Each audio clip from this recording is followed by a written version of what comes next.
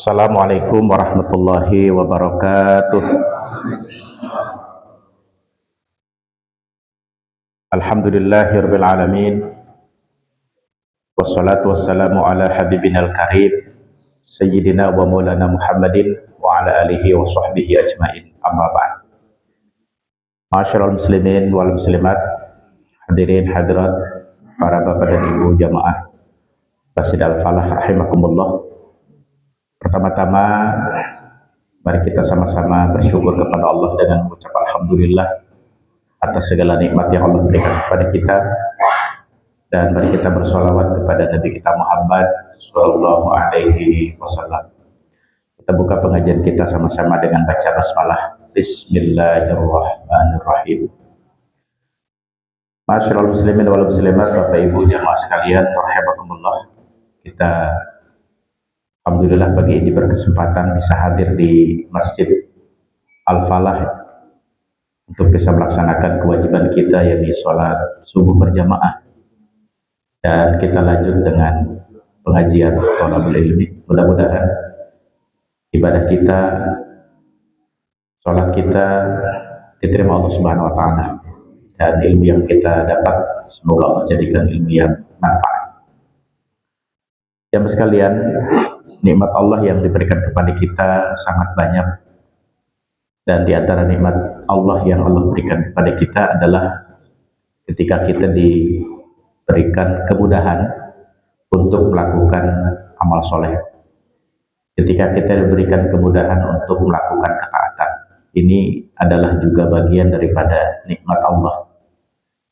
Termasuk pada pagi ini ya, kita dimudahkan Allah untuk bisa ke masjid, untuk bisa sholat berjamaah, untuk bisa nuntut ilmu.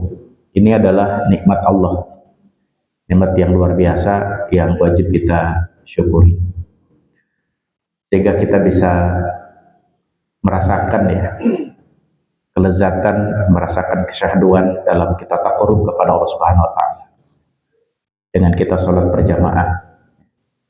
Dari rumah kita sudah terbangun dari jam 3 atau bahkan ada yang belum setengah 3 sudah bangun, dan kita sudah berazam berniat untuk bisa hadir di masjid ini, dan Allah kemudian mudahkan kita bisa datang ke masjid ini, laksanakan sholat subuh berjamaah, dan keuntungan yang besar luar biasa semoga kita dapat ya dengan kita beramal soleh di pagi ini.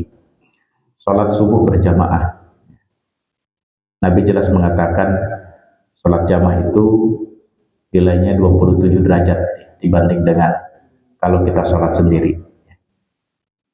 Akan termasuk ibu-ibu ya, kalau di rumah cuma dapat satu, ibu-ibu bisa hadir ke masjid seperti bapak-bapak, dapat sama juga, dapat 27 kali lipat ya, dibanding kalau sholatnya sendirian.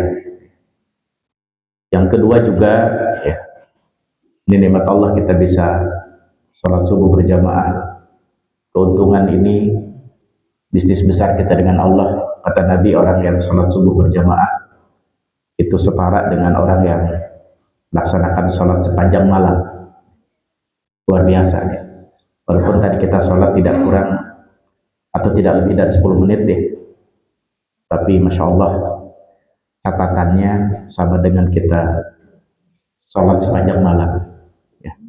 Entah berapa rakaat itu ya. Kalau dari maghrib sampai terbit syuruk ya, atau terbit matahari, kita melaksanakan sholat, tapi ternyata itu dicapai oleh kita dengan hanya 2 rakaat dengan jamaah sholat subuh. Inilah bisnis kita dengan Allah, dan ini nikmat yang luar biasa. Dan kemudian juga ya, selama kita berada di masjid ini, sejak kita masuk ke masjid, selama kita belum keluar dari masjid ini, maka kita dipandang, dinilai sebagai orang yang sedang melaksanakan sholat, ya. Menunggu sholat, ya. Setelah sholat, karena kita akan sholat lagi nanti, sholat syuruk. Jadi ketika kita di masjid ini datang untuk sholat dan kita tidak keluar, ya, maka selama kita di masjid, catatannya malaikat pencatat kita adalah orang yang sedang sholat. Walaupun yang Bapak Ibu lakukan duduk menyimak apa yang disampaikan dalam ceramah ini, tapi catatannya nanti ada sholat, ya. Masya Allah, luar biasa. Ini bisnis kita dengan Allah, ya. Keuntungan ini nikmat dari Allah Subhanahu Wa Taala. Dan juga nikmat Allah lainnya dengan kita berada di masjid ini, Allah mudahkan kita. Berada di masjid ini adalah kita mendapatkan bagian, ya, dari doa para malaikat. Selama kita berada di masjid ini, belum keluar, malaikat tidak henti-hentinya untuk mendoakan kita. Apa doa malaikat untuk kita yang berada di masjid ini? Allahumma gfir lahu, Allahumma arhamhu. Malaikat meminta kepada Allah agar kita mendapatkan ampunan Allah, mendapatkan maghfirah, dan mendapatkan rahmat, mendapatkan kasih sayang dari Allah Subhanahu Wa Taala. Ini keuntungan luar biasa, ya. Dengan kita berada di masjid ini, ya, doa malaikat tadi yang disebutkan mendoakan kita agar kita dapat ampunan Allah dan dapat rahmatnya Allah. Allah luar biasa. Dan juga kita dalam duduk sebentar ini, ya, untuk menuntut ilmu, apa kata Nabi? Man kharaja min baitihi fi talabil ilmi fahuwa fi sabilillah. Orang yang keluar rumah dalam rangka menuntut ilmu, maka dia sedang berada di jalan Allah. Kita sedang berada di jalan Allah, ya. Di satu jalan yang Allah sukai, di jalan yang paling Allah ridho, ya. Di jalan yang paling Allah senang. Fisabilillah, kita sedang melaksanakan perintah Allah, ya. Menjalankan tugas yang mulia untuk belajar, ya, untuk memahami di antara ayat-ayat Allah Subhanahu Wa Taala. Jadi Bapak Ibu sekalian, kembali saya sampaikan bahwa nikmat Allah begitu banyak, dan di antara nikmat Allah adalah ketika kita dimudahkan Allah, ya, untuk melakukan ketaatan, dimudahkan Allah untuk kita melakukan amal soleh, ya. Dan kita menikmati, ya, beramal soleh di masjid ini dengan suasana yang sejuk, ya, dengan suasana batin kita yang diisi dengan kekuatan, keikhlasan, ya, dan rasa ukhuwah persaudaraan di antara kita, ya. Mudah-mudahan ini menjadi jalan kita mendapatkan pahala surga dari Allah Subhanahu Wa Taala. Amin ya Allah ya rabbal alamin. Masyarul muslimin wal muslimat, Bapak Ibu jamaah sekalian rahimakumullah. Kita akan lanjut membaca kitab Nasha'ihul Ibad. Mohon Ustaz Ahmad nanti dikoreksi, saya baru ngeh itu di player pengumuman kegiatan sholat Jumat dan kajian taklim itu saya ditulis di situ kajiannya kitab apa saya lupa tuh. Riyadul Badi'ah, ya, gitu. Mau dikoreksi nanti kalau jadwal berikutnya. Judul kitabnya adalah Nasha'ihul Ibad, ya. Bukan yang tertulis itu, ya. Jamaah sekalian, kita lanjut untuk membaca Nasha'ihul Ibad nih, nasihat-nasihat yang penting, ya, buat kita sebagai hamba-hamba Allah yang sedang menapaki jalan, ya, untuk mendapatkan ridha Allah, ya. Ini kitab kumpulan hadis-hadis Nabi, ya, dan juga qaul para sahabat, ya, atau athar para sahabat, ya, ucapan para sahabat dan juga tabi'in dan salafus saleh yang lainnya. Di halaman 5 kita lanjut. An Utsmana radhiyallahu an. Ini dari sahabat Utsman radhiyallahu an. Berarti ini athar sahabat, ya. Jadi nasihat dari sahabat Utsman. Hamud dunya zulmatun fil qalbi wa hamul akhirah nurun fil qalbi.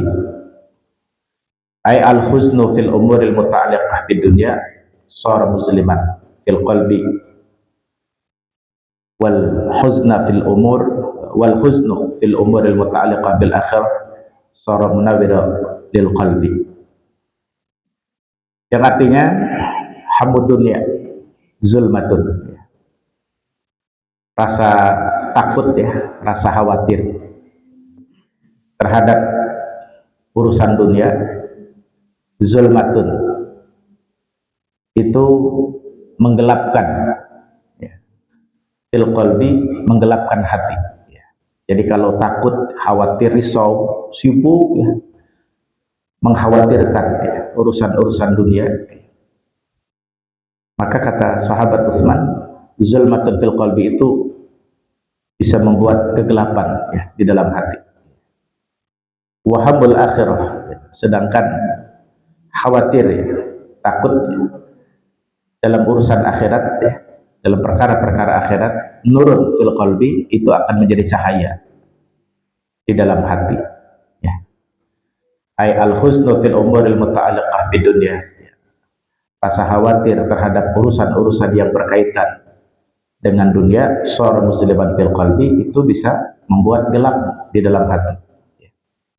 Makanya jemaah sekalian, kalau kita lihat ya, bukan kita tidak boleh ya memikirkan urusan dunia, boleh ya gitu. Karena kita juga butuh dunia dan kita butuh strategi untuk bisa mendapatkan dunia. Tentu upaya dan ikhtiar kita dalam mendapatkan dunia itu mengikuti jalan yang disebut dengan syariat. Syariat itu kan jalan yang ditetapkan Allah Subhanahu wa Ta'ala, cara yang benar, jalan yang halal ya. Tapi kalau khawatir terhadap dunia secara berlebihan gitu, maka ini berbahaya gitu. Karena pada akhirnya manusia itu akan gelap hatinya. Apa indikator gelap hati? Khawatir terhadap dunia dengan berlebihan. Nanti hati yang gelap itu akan tidak lagi mempedulikan tentang bagaimana cara untuk bisa mendapatkan dunia tersebut. Itu. Jadi kerisauan, kekhawatiran terhadap dunia yang berlebihan itu akan membuat gelap di hati. Nah, gelap di hati ya, manusia tidak lagi bisa membedakan mana yang halal, mana yang haram, mana yang boleh, mana yang tidak boleh. Seperti yang kita saksikan Pak, setiap hari di pemberitaan. Saya selalu berusaha mencerna itu pidato-pidato Bapak Presiden Prabowo. Yang beliau sampaikan itu sesuatu yang membuat kita rakyat Indonesia ini ya kecewa berat Pak ya, dengan para aparat, para pejabat ya, mereka yang diberikan amanah untuk mengelola negeri. Ternyata korupsinya luar biasa. Itu koruptor-koruptor itu adalah orang yang khawatir terhadap dunia yang berlebihan. Hanya mereka merampok uang negara, kekayaan negara, kekayaan rakyat ya. Dan Bapak Presiden Prabowo itu menyebutkan bukan miliar-miliar lagi Pak, udah ratusan triliun ya. Astagfirullahaladzim ya. Itu yang kita saksikan. Jadi manusia itu kalau sudah al-khuznu tadi fil umuril muta'alliqah bidunya, kalau dia sudah gandrung berat ya terhadap dunia, begitu hatinya akan korupsi pun dilakukan ya, dengan cara curang ya, gak peduli urusan rakyat. Jam sekalian, kita juga ikut berduka ya dengan musibah yang terjadi di Sumatera Barat ya, di Aceh itu. Ternyata banjirnya itu bawa gelondongan itu, bawa kayu-kayu ya, sisa-sisa penebangan liar. Kan orang-orang yang rakus ya, terhadap dunia ya, yang mereka takut ya nggak kebagian dunia, padahal mereka sudah punya banyak ya. Auzubillah. Hadirin, ini kata sahabat Utsman ya. Jadi kalau takut terhadap urusan dunia ya ini, ya sekalian, kita jangan terlalu khawatir ya dalam urusan dunia. Bicara dunia kan bicara rezeki. Ingat, Allah mengatakan dalam Al-Quran, Allah ketika menciptakan makhluknya, satu paket Allah menyiapkan rezekinya gitu. Jadi rezeki kita itu ada ya, tinggal bagaimana kita mau mengusahakannya. dan usaha yang dilakukan cara yang benar, dan selalu kita bergantung kepada Allah, berdoa, ya bertawakal, ya di samping berikhtiar. Allah jamin, wa ma min dabbatin fil ardi illa 'alallahi rizquha. Allah menciptakan manusia itu satu paket. Bahkan Allah jamin binatang melata pun tidak mungkin Allah ciptakan kecuali sudah ada rezekinya. Nah, orang yang tadi yang takut dengan urusan dunia, dia tidak baca ayat ini. Kalaupun baca, dia tidak memahami ayat ini. Ya. Sehingga ya dia mengejar dunia dengan kegelapan hatinya tadi. Seolah-olah kalau tidak begitu dia tidak dapat rezeki. Nauzubillah. Ya. Padahal Allah mengatakan tidak ada satu binatang melata pun kecuali Allah sudah menyiapkan ada rezeki untuknya. Dan pasti rezeki itu adalah rezeki yang halal. Tuh hadirin rahimakumullah. Jadi berbahaya sekali ya rasa khawatir terhadap dunia seperti itu. Nah, justru kata sahabat Utsman radhiyallahu anhu, wahamul akhirah nurun fil qalbi. Khawatir dalam urusan akhirat ya, nurun fil qalbi. Nah, ini menjadi cahaya, menjadi nur, menjadi penerang, menjadi pelita di dalam hati ya. Kalau sudah ada penerang, ada cahaya dalam hati kita, maka itu akan menuntun kita ya, akan mendorong kita melakukan hal-hal yang bermanfaat, hal-hal yang baik, hal-hal yang positif, hal-hal yang Allah ridhoi untuk bekal kita masa depan, kehidupan akhirat kita. Bismillah.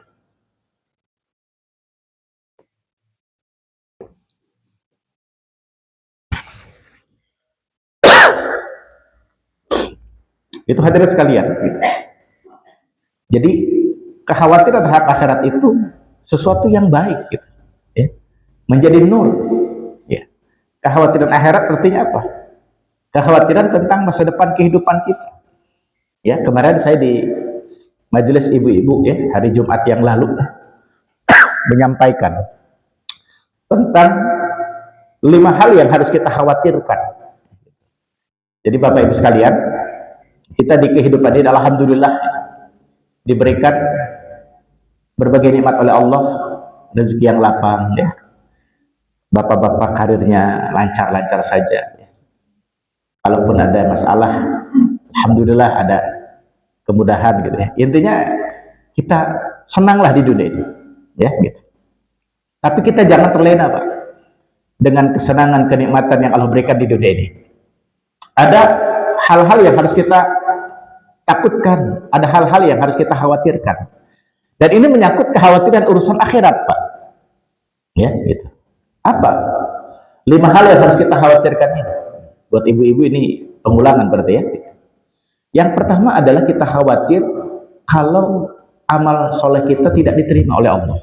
Gitu. Ya. Kita sudah ngaji, kita sudah sholat, ya, kita sudah berzakat, haji, umroh dan sebagainya. Tapi kita harus khawatir ya terhadap ya, amal-amal kita ini, jangan-jangan amal yang selama ini atau yang sudah kita lakukan ini ditolak oleh Allah Subhanahu wa taala. Tidak diterima oleh Allah Subhanahu wa taala. Ya, karena namanya amal itu kan kemungkinan hanya 2 gitu. Diterima oleh Allah atau ditolak oleh Allah Subhanahu wa taala. Nah, dalam Quran dan hadis juga diterangkan ada beberapa faktor yang membuat suatu amal baik itu, suatu amal soleh itu bisa ditolak oleh Allah. Mardudatun, ya, latuk balu, ditolak, tidak diterima oleh Allah. Apa diantaranya? Ketika beramal soleh tidak ada ikhlas, atau ketika beramal soleh karena riya, ya gitu, karena sum'ah, ya, ujub dan sebagainya, itu membuat amal soleh itu tidak diterima oleh Allah. Makanya dalam satu hadis Nabi, riwayat Imam Muslim, cukup panjang riwayatnya, bahwa di hari kiamat nanti ada 3 orang yang Allah adili, lalu dalam pengadilan Allah itu divonis 3 orang itu masuk neraka. Padahal 3 orang itu waktu di dunia mengerjakan amal-amal yang baik, bahkan amal soleh, amal baik yang luar biasa, yang sangat hebat. Orang pertama yaitu adalah waktu hidupnya rajin baca Quran. Ya, bahkan dia mengajarkan orang lain baca Quran supaya baik baca Qurannya. Yang kedua, orang yang waktu di dunia banyak bersedekah, banyak berbagi.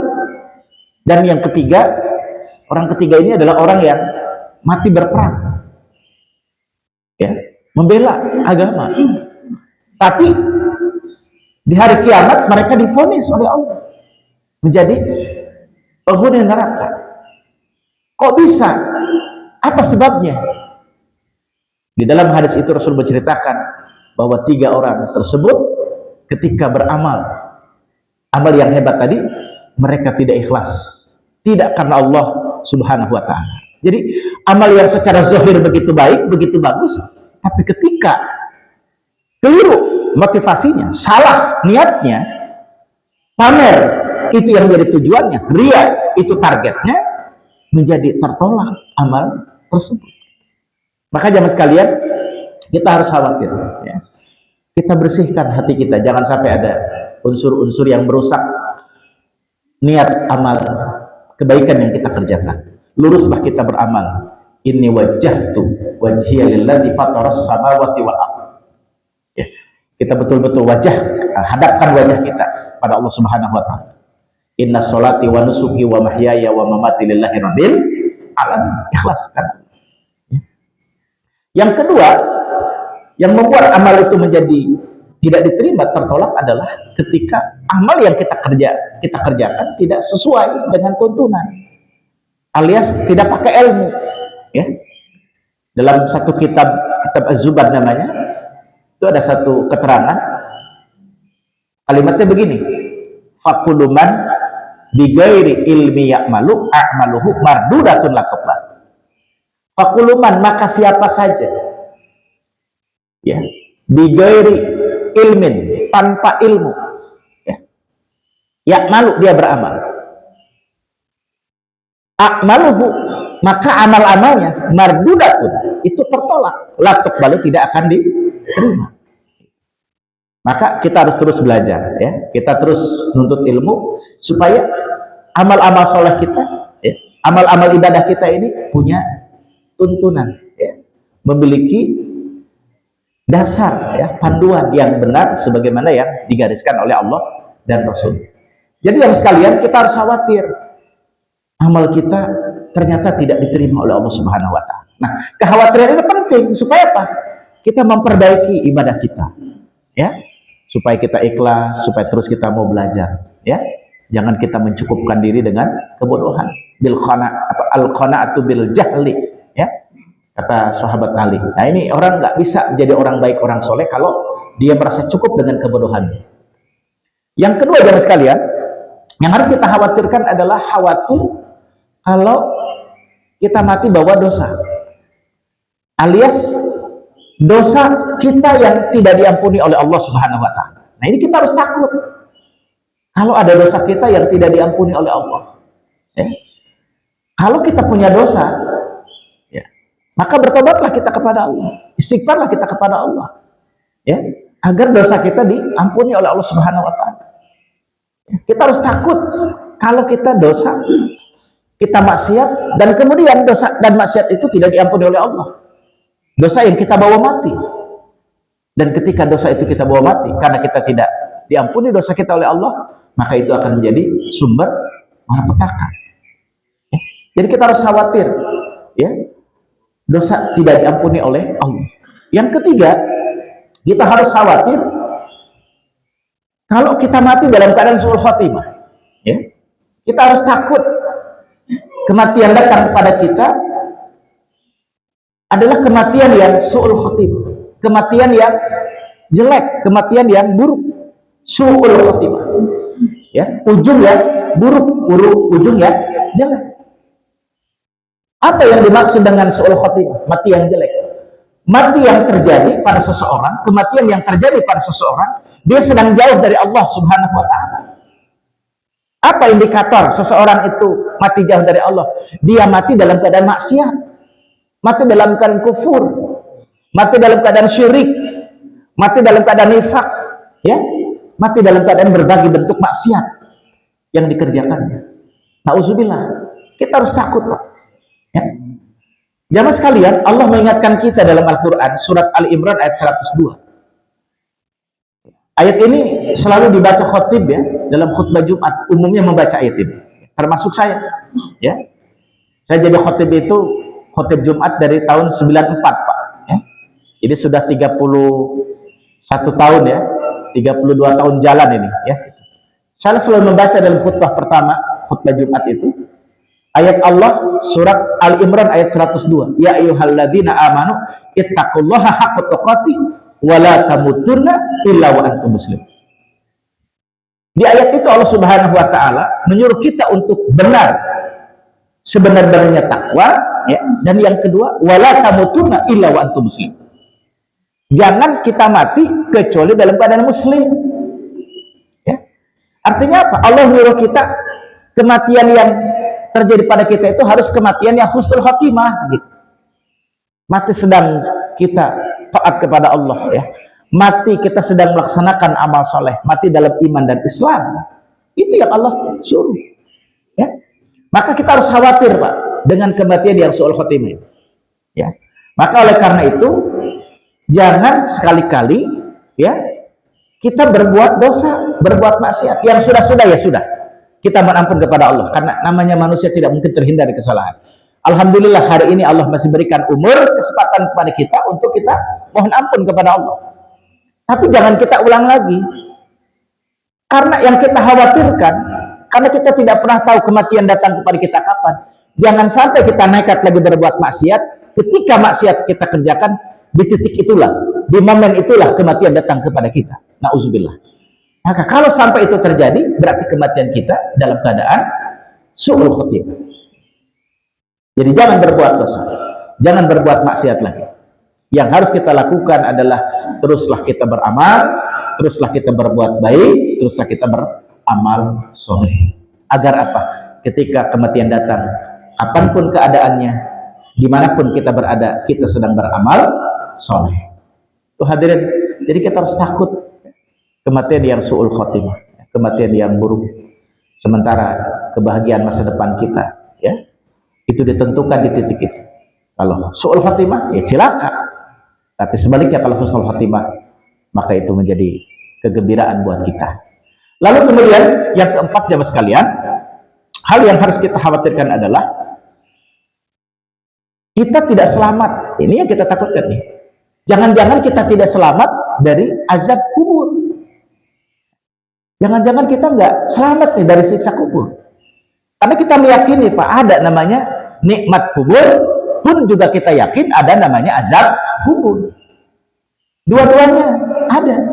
Ada nikmat dan ada azab. Ya. Mana bukti bahwa ada azab kubur, ada siksa kubur?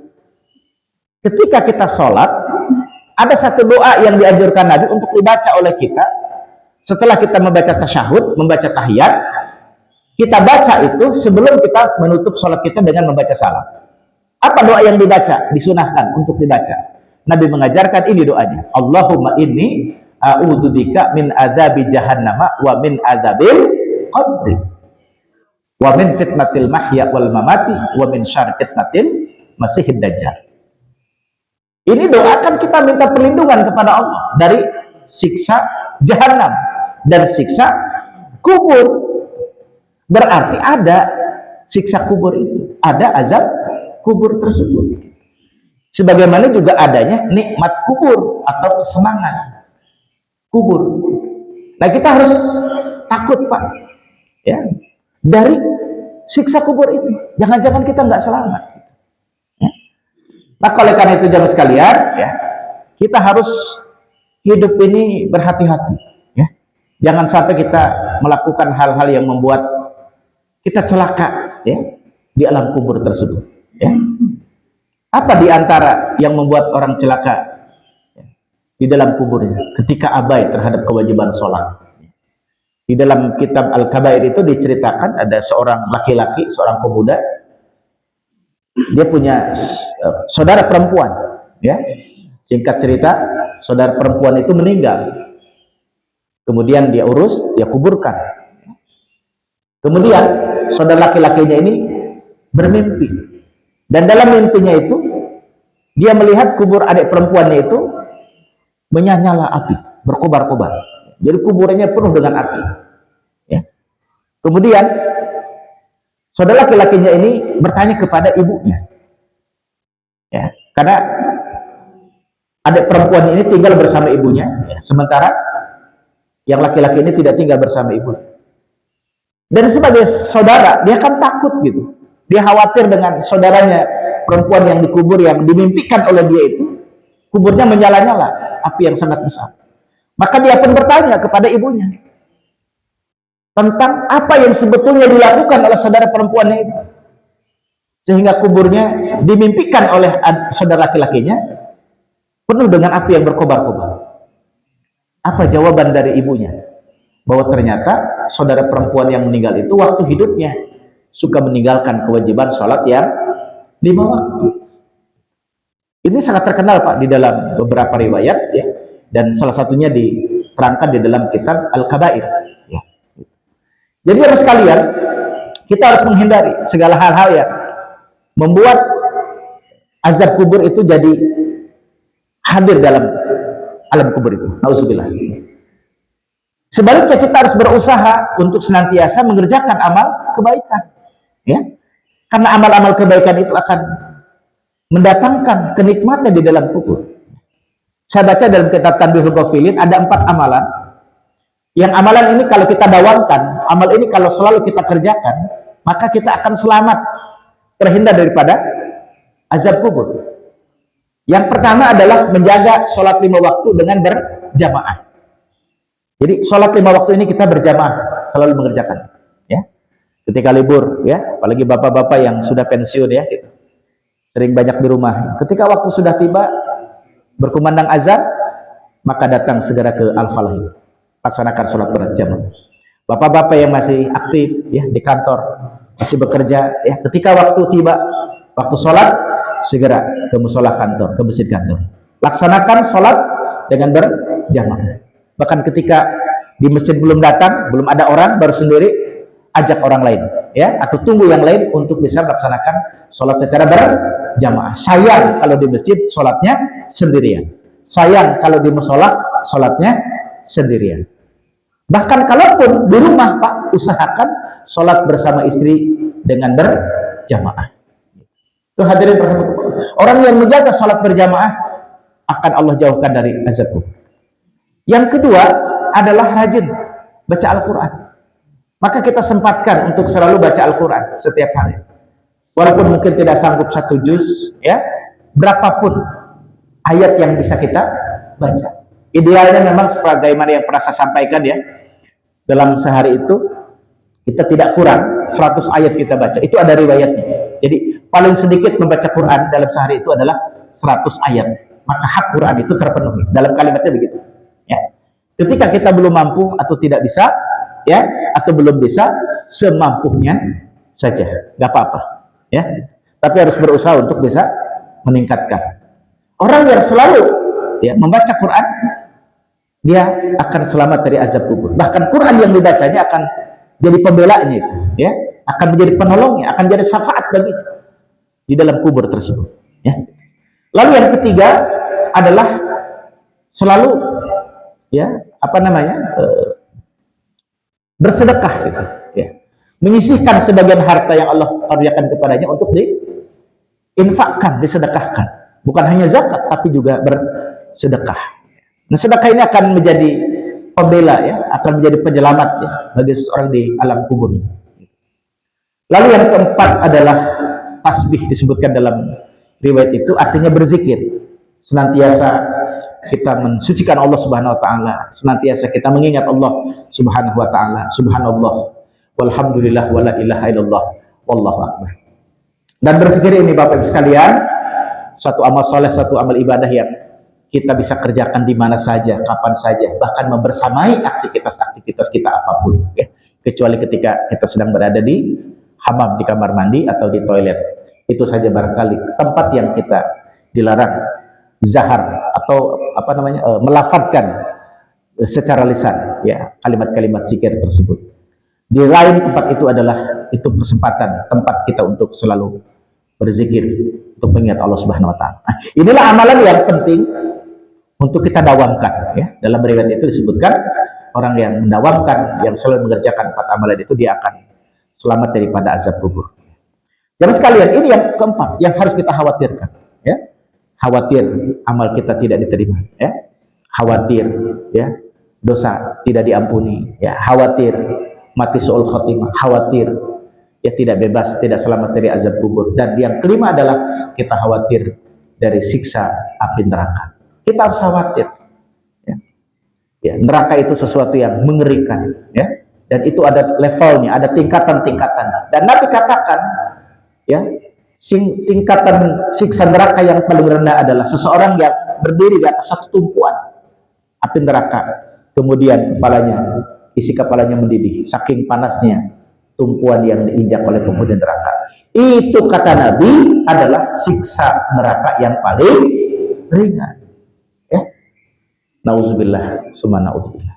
Maka jamaah sekalian, kita harus menjaga diri kita, mengendalikan diri kita ya, mengendalikan hawa nafsu kita. Jangan kita perturutkan, karena memperturutkan hawa nafsu akan menjerumuskan kita kepada neraka.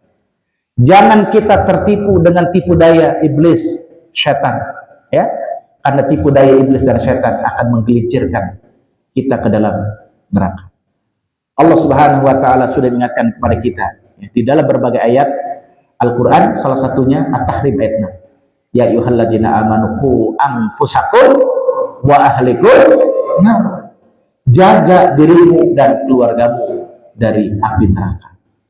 Apa artinya? Jangan maksiat, karena kemaksiatan itulah ya jalan ke neraka ya. Tapi kadang-kadang kata Bang Haji Roma Irama ya, jalan ke neraka walaupun bayar, bahkan mahal, orang ngebau bayar, padahal itu jalan ke neraka. Nauzubillah, nauzubillah ya. Kita suka lihat itu di berita, ada orang yang mati di hotel dengan perempuan yang bukan istrinya. Nauzubillah, nauzubillah. Dia bayar mahal untuk neraka seperti itu. Nauzubillah. Jamaah sekalian rahimakumullah, jadi jauhi maksiat ya. Dan kita harus terus beramal soleh, terus berbuat baik, dan jangan pernah putus untuk selalu kita berdoa kepada Allah Subhanahu wa taala. Termasuk doa yang paling sering kita baca itu doa sapu jagat, Rabbana atina fid dunya hasanah wa fil akhirati hasanah wa qina azabannar. Kita minta keselamatan kepada Allah, selamat di dunia wal akhirah, bahagia dunia akhirat, dan kita minta dijauhkan wa qina azabannar, dari azab neraka. Bahkan Rasulullah dalam banyak hadis ya mengajarkan kita juga doa-doa yang berisi permintaan kita agar mendapatkan surga dan dijauhkan dari neraka. Salah satunya adalah Allahumma inna nas'alukal jannah wa na'udzubika min adzabin nar. Itu doa dari Nabi. Ya Allah, aku minta kepada Engkau surga dan aku berlindung kepadamu neraka. Allahumma inna nas'alukal jannah wa na'udzubika min adzabin nar.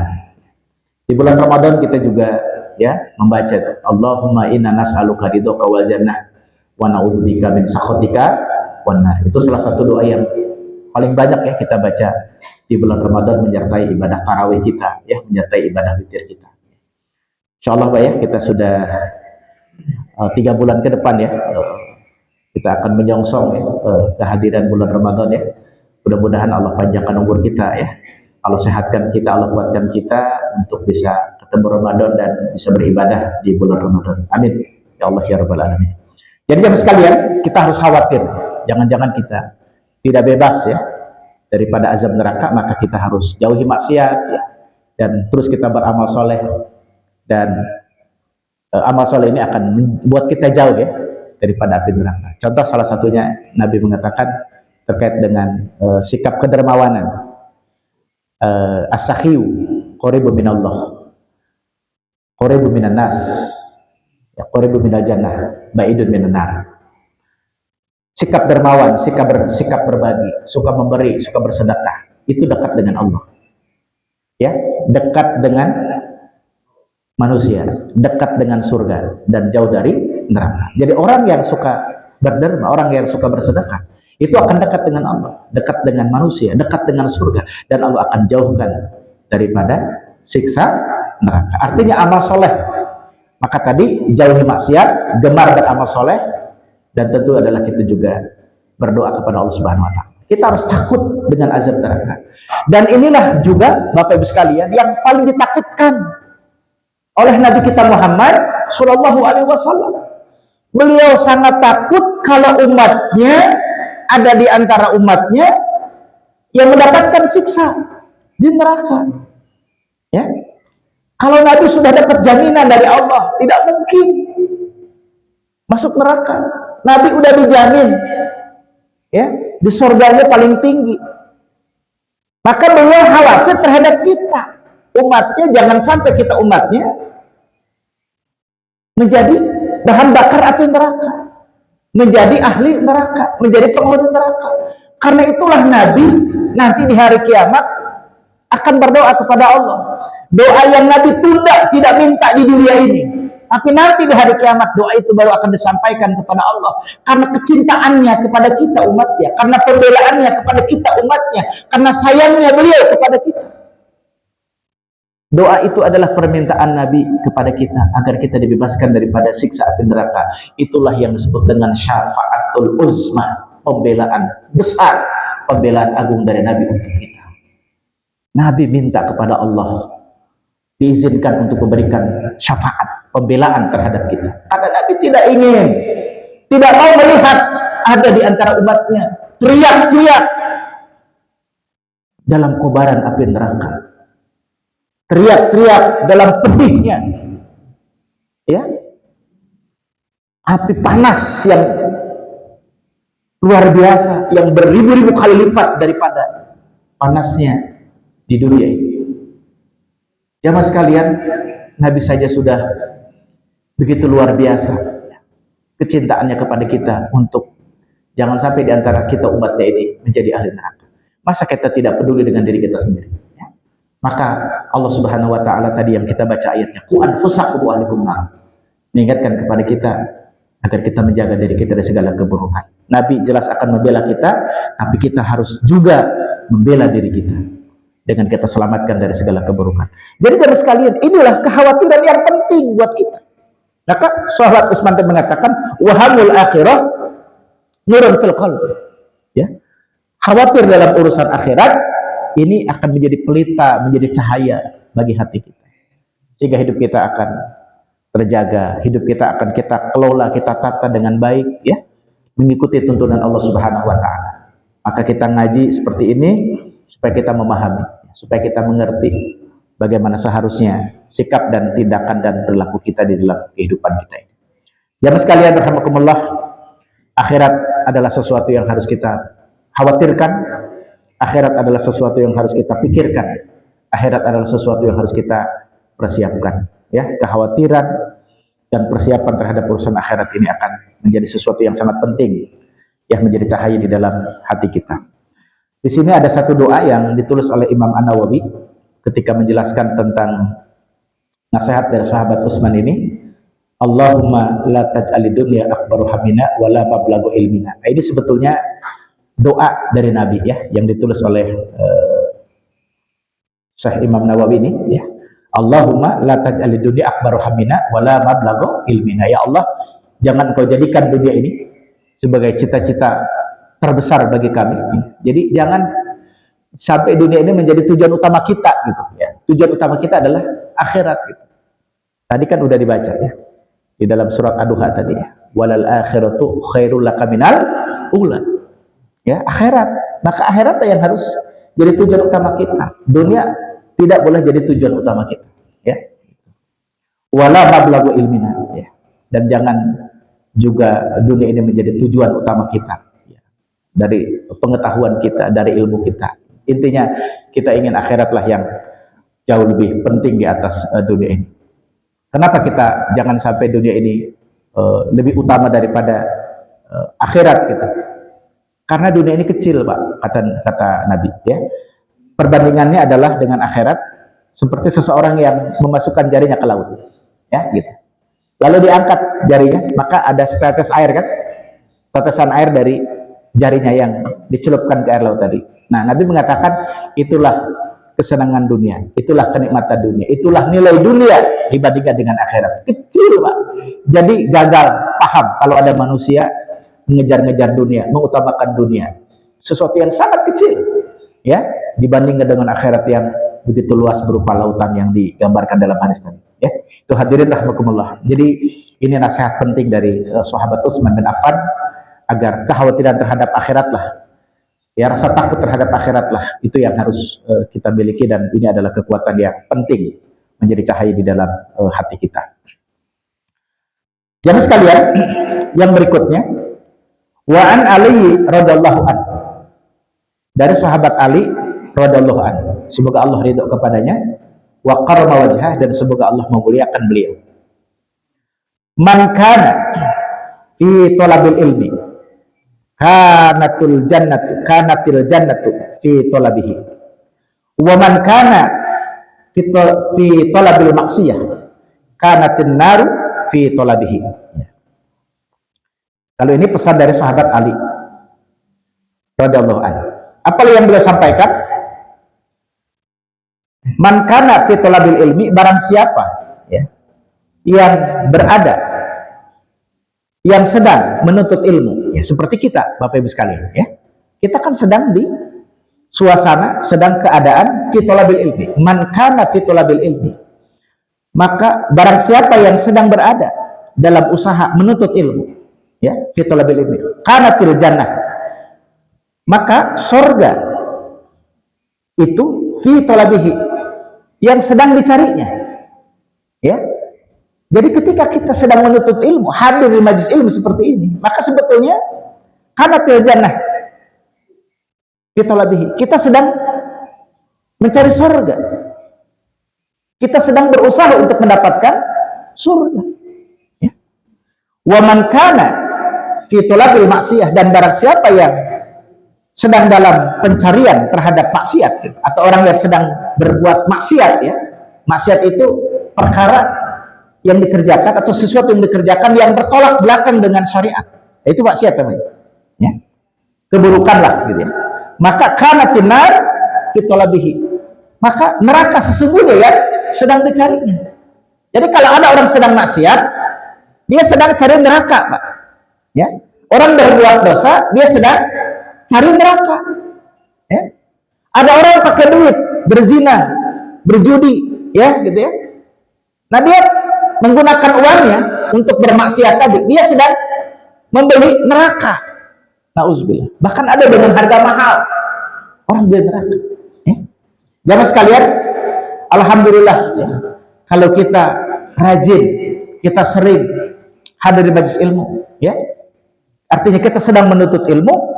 Maka ketika kita sedang menuntut ilmu, hakikatnya surga lah yang sedang kita cari, surga lah yang sedang kita kejar, surga lah yang sesungguhnya yang kita ingin dapatkan, jamaah sekalian, ya.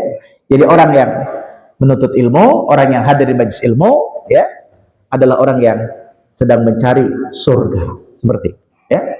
Bahkan jamaah sekalian, tentang hebatnya kita menuntut ilmu ini, ya, walaupun sebentar, ya, bahkan diterangkan dalam beberapa keterangan, itu lebih afdal, ya, lebih utama dibandingkan dengan kita mengerjakan sholat sunnah 1000 rakaat, gitu. Luar biasa, ya. Kita pengajian dari ba'da subuh, ya, sampai waktu syuruk, ini luar biasa. Ini lebih baik daripada sholat sunnah 1000 rakaat, gitu, ya. Jadi sekalian, menuntut ilmu itu adalah kewajiban atas setiap kita. Siapa yang menyuruhnya? Allah Subhanahu wa ta'ala. Yang menyuruhnya adalah zat yang menciptakan kita. Yang menyuruhnya adalah zat yang memberikan kehidupan kepada kita. Yang menyuruhnya adalah yang memberikan rezeki yang tak terhingga kepada kita. Yang memerintahkannya adalah zat yang memberikan kesehatan kepada kita. Maka kita siap melaksanakan perintahnya itu, yaitu menuntut ilmu tadi, ya. Jamaah sekalian rahimakumullah, dan ketika kita menuntut ilmu karena itu kewajiban, maka pasti ada nilai pahalanya, ya. Ada keuntungannya, ya. Maka tadi diantaranya sebagaimana dikatakan oleh sahabat Ali bin Abi Thalib, ketika kita menuntut ilmu, melaksanakan kewajiban dari Allah, maka kita sedang mencari surga. Ya. Dalam keterangan lain, man kharaja min baitihi fi talabil ilmi fahuwa fi sabilillah. Orang yang keluar dari rumah ya dalam rangka menuntut ilmu, maka dia fi sabilillah, seperti di awal tadi disebutkan. Ya. Jamaah sekalian, bahkan bukan hanya surga kita dapatkan, ya, bukan cuma juga nilai fi sabilillah kita dapatkan. Ketika kita menuntut ilmu, Nabi juga menyampaikan Allah akan mengampuni dosa-dosa kita. Allah akan menghapuskan dosa-dosa kita. Kenapa? Karena semua makhluk Allah memintakan ampunan untuk kita. Bahkan dalam hadis, hatta ikan di lautan, sampai ikan di laut pun mereka beristighfar, memintakan ampunan buat siapa? Buat kita, orang yang menuntut ilmu. Masya Allah, luar biasa. Ini hadirin rahimakumullah. Maka ini aktivitas yang mulia, aktivitas yang sangat agung, yang harus senantiasa kita kerjakan, yang harus senantiasa kita laksanakan. Sampai kapan? Sampai datangnya kematian. Ya. Jadi dalam hadis Rasulullah kan sudah sangat jelas juga dikatakan bahwa utlubul ilma minal mahdi ilal lahdi. Tuntutlah ilmu, artinya belajar. Ya, thalabul ilmi, utlubul ilma minal mahdi, dari sejak kita masih kecil, sejak di ayunan, sejak masih digendong. Makanya kan anak-anak sekarang udah dimasukkan di PAUD, ya kan, di TK gitu, untuk belajar. Ya, walaupun kita zaman dulu belum tentu ya Pak, kita merasakan pendidikan seperti itu. Ya, udah masuk SD aja udah luar biasa. Alhamdulillah sampai bisa seperti sekarang ini. Ya, kita tidak semua pernah merasakan sekolah TK. Bahkan kita sekolahnya juga nggak pakai sepatu, ya, kadang pakai sepatunya juga ditenteng Pak. Nanti dipakai kalau sudah dekat ke sekolah, ya, karena jalannya kan lumpur, ya, jalanannya tanah, ya, seperti itu. Ya mas sekalian, rahimakumullah. Jadi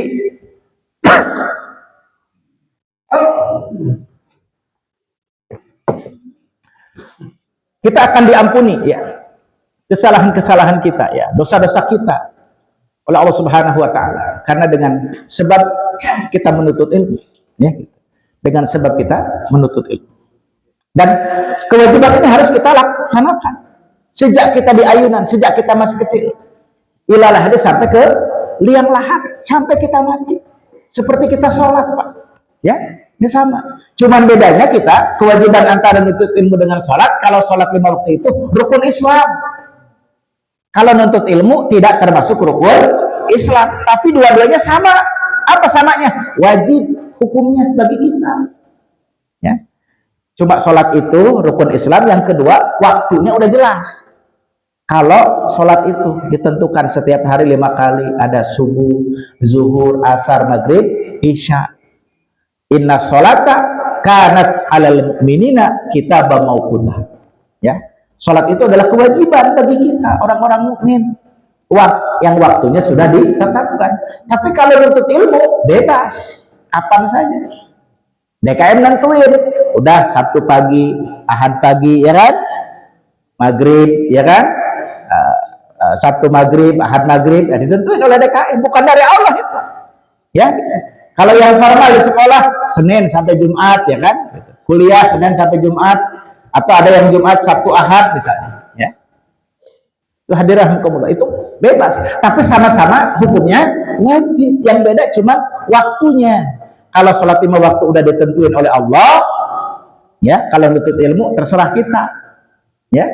Kalau sholat itu Allah tetapkan rukun Islam, kalau nuntut ilmu tidak dimasukkan rukun Islam, tapi hukumnya masyarua, wajib-wajibkan, kewajiban kita orang mukmin, seperti itu. Ini hadirin, jadi fitolabil ilmi, orang yang sedang menuntut ilmu, kanatil jannah fitolabiha, kita sedang mencari surga, maka kita semangat, ya, untuk terus belajar, semangat kita untuk terus ngaji, karena yang kita cari adalah surga. Hadirin rahmakumullah. Ay man istaghala fil ilmi nafi alladzi la yajuzu lil balik al aqil jahlahu kanat fil haqiqah taliban lil jannah walidallahi ta'ala. Jadi di sini orang yang sibuk dalam rangka menuntut ilmu, ilmu yang bermanfaat bagi dirinya, ilmu yang bermanfaat buat agamanya, ya, ilmu yang bermanfaat buat kehidupannya, ya, maka hakikatnya adalah dia sedang mencari surga dan sedang mencari ridho Allah. Nah, ini dijelaskan lagi di sini. Jadi kita nuntut ilmu itu, ya, ilmu yang manfaat, ilmu yang baik, ya, dalam rangka kita menuntut apa tadi? Ridho Allah, ya. Di samping disebutkan tadi adalah kita sedang mencari surga, juga sesungguhnya kita sedang mencari ridho Allah, ya, mencari keridhaan dari Allah Subhanahu wa taala, ya. Dan sebaliknya orang yang wa man kana muridan lil maksiyah ana fil haqiqati taliban linnar wa li sukhtillahi taala. Dan orang yang bermaksiat, ya, hakikatnya dia sedang mencari neraka dan dia sedang mencari kemurkaan dari Allah taala. Nauzubillah. Jadi orang yang maksiat itu sedang minta, sedang mencari kemarahan dari Allah, ya, kemurkaan dari Allah, kebencian dari Allah, ya, di samping neraka yang dicarinya. Nauzubillah. Hadirin, kita semangat untuk terus belajar, ya. Tidak ada istilah pensiunnya, ya. Dan tidak ada juga wisudanya, Pak, ya. Kita ngaji di sini, ya. Gitu. Ini kalau dihitung kuliah ini udah berapa SKS ini kan gitu, ya. Kalau di kuliah kan cuma nyampe pasca sarjana S3 ini. Bapak-bapak udah melampaui ini kan gitu. Bobot materinya juga nggak pakai SKS lagi nih kan. Luar biasa ini, ya. Udah nggak bisa lagi dikasih gelar apa gitu, ya, kecuali ridho Allah yang ingin kita dapatkan dari Allah Subhanahu wa taala dan kelak kita diwisuda di dalam surga. Amin. Ya Allah ya rabbal alamin. Ini hadirin, jadi makalah yang kedua yang saya baca dari kitab ini adalah nasihat dari sahabat Ali bin Abi Thalib, menerangkan tentang bahwa ketika kita berada di satu majelis dalam rangka menuntut ilmu, sesungguhnya yang dicari oleh kita adalah surga, ya, dan ridha Allah. Dan sebaliknya, ketika seseorang bermaksiat, sesungguhnya yang dicarinya adalah neraka dan kemarahan dari Allah Subhanahu wa taala. Demikian hadirin yang bisa disampaikan.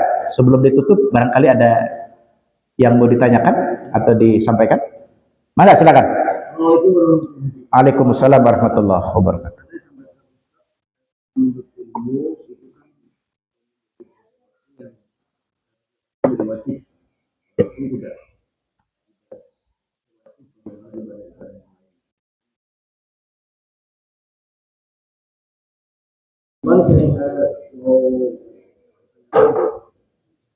Setiap penumpang itu harus apakah dalam kitab ada beberapa yang kita nasihat seperti isi nasihat Rasul sahabat, atau mungkin kita fikih, atau kita yang dibuat oleh para mazhab dan sebagainya itu. Tapi kan Rasulullah sendiri, beliau kan ummi. Nah, dan Rasulullah tidak ada kitab yang beliau hanya langsung Quran dan sebagainya. Jadi patokannya menuntut ilmu itu apakah harus kitab yang tekstual seperti itu, atau ada kitab kisah-kisah atau kitab suatu perjuangan seorang ulama kemudian dituliskan tetap dalam bentuk buku, tapi kriterianya bukan kitab-kitab yang tadi seperti teologi dan sebagainya. Nah, itu mungkin sumber-sumber ilmu kan perlu berluas. Nah, itu bagaimana cara untuk menyikapi hal itu? Atau bahkan apakah hanya cukup dengan mendengarkan taklim kita sudah menuntut ilmu, tanpa kita harus belajar lagi dengan kitab-kitab. Nah, itu tingkatannya seperti apa? Kalau memang saya kopinya hanya begini, ya nggak membaca, nggak menyampaikan atau nggak. Nah, dan sebagainya itu bagaimana Ustaz?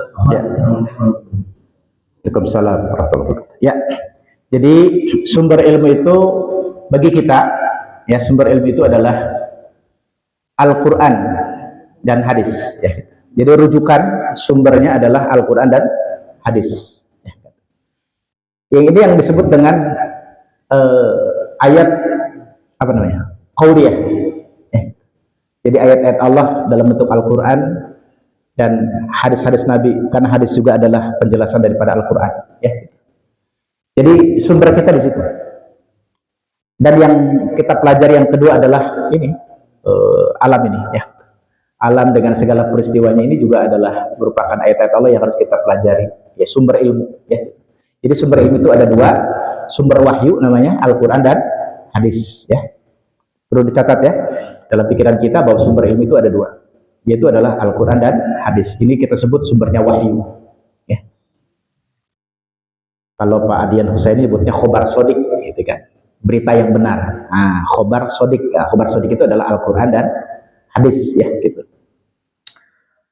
Yang kedua, sumber ilmu itu adalah ini, alam dengan segala kejadian peristiwa. Ya, peristiwa bencana yang terjadi itu ayat-ayat Allah, Pak, yang harus kita baca, jadikan ilmu oleh kita. Kenapa itu terjadi?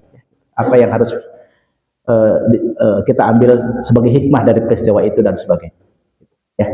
Jadi itu sumber. Saya sebut aja sumber teksnya ya. Jadi yaitu wahyu tadi, khobar sodik atau Al-Quran dan hadis. Nah, kitab-kitab atau cabang-cabang ilmu ya yang sangat banyak, bahkan ditulis dengan cabang-cabang ilmu tadi menjadi kitab-kitab yang dibaca ya. Nah, sebetulnya kitab itu adalah penjelasan saja gitu, atau menjadi bagian untuk cara kita menjelaskan sumber utama dari Al-Quran dan hadis gitu. Ya gitu. Kitab yang saya bawa ini tentu kan menjelaskan saja, menjelaskan dari hadis Nabi ya, juga menjelaskan Al-Quran ya kan gitu. Kemudian juga mengutip para ulama dan sebagainya. Jadi sumber utama ilmu itu adalah wahyu tadi, Al-Quran dan hadis. Kitab-kitab yang ditulis oleh para ulama sesuai dengan spesifikasi masing-masing ya, ada kitab akidah ya, ada kitab fikih, ada kitab akhlak, ada kitab tazkiyatun nafas, termasuk ini masuk kategori akhlak atau tazkiyatun nafas, seperti itu. Tapi intinya sumber utamanya adalah tadi, sumber intinya adalah Al-Quran dan hadis. Jadi silakan kita mau pakai yang mana saja. Kalau kita butuhnya kajian akidah ya, maka kita bisa baca kitab-kitab akidah ya itu. Nah, kitab akidah itu apa? Menjelaskan Al-Quran, menjelaskan hadis, karena sumber utamanya adalah wahyu tadi, Al-Quran dan hadis. Cuma oleh para ulama atau penulis kitab dibuatlah kitab tentang akidah, dituliskan di situ dalil-dalil Qur'annya, ya, hadis-hadisnya, kandungannya dan seterusnya seperti itu. Ya, gitu.